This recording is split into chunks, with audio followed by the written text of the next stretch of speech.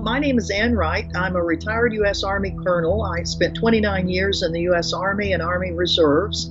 I also was a U.S. diplomat for 16 years in countries Nicaragua, Grenada, Somalia, Uzbekistan, Kyrgyzstan, Sierra Leone, Micronesia. I helped reopen the U.S. Embassy in Afghanistan in 2001. And in 2003, I was in Mongolia as the Deputy Ambassador, Deputy Chief of Mission. But it was in March of 2003 that I decided I could no longer stay in the U.S. government with the Bush administration's decision to invade and occupy Iraq. I was one of 3 federal employees that resigned in opposition to the war in Iraq. But since then, I've been a voice using my government experience to explain what is going on with various administrations, to explain the behind the scenes of how some of these policies get made, and maybe the pressure points that we as citizens have on trying to stop the incredible militarization of our foreign policy and militarization of our own domestic policy. And part of that world beyond war is how we readjust the view from U.S. policymakers of the rest of the world. We should not be an offensive war nation, but we should only use our military when it truly is for the defense of the United States. If you really look at what the United States has been doing over the last 100 years, there's no other country in the world that has created more wars and conflict than the United States.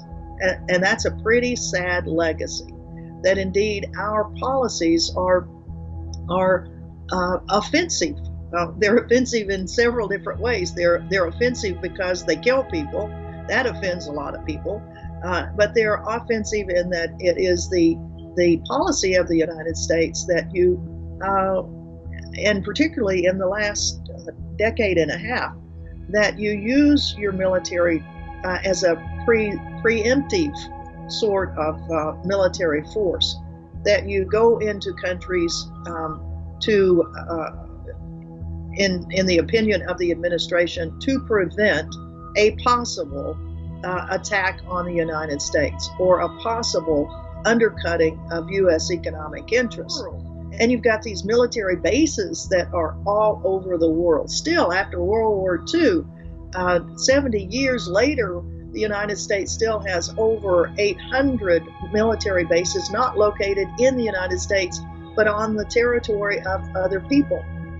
So we do have lots of work to do on this whole issue of moving from an offensive military strategy and foreign policy strategy, quite honestly, into a defensive strategy, which means that we defend our national security, which is our obligation to do, but that we don't use this phrase of national security to maraud around the world and continually invade, occupy, or attack countries with the biggest weapon system, the biggest military in the history of the world, and the huge amount of money that the United States spends on its military, greater than the next 8 countries combined.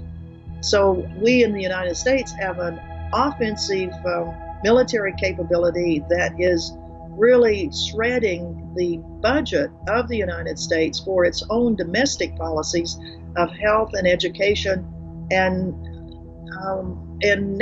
human security for our own citizenry. Well, as we try to move our government from an offensive to a defensive strategy of national security, I think it's very important for citizen involvement that we must go to our congressmen and women, and whether it's physically or by email or by calling them, to let them know what we think our national security posture ought to be, whether it should be offensive or defensive.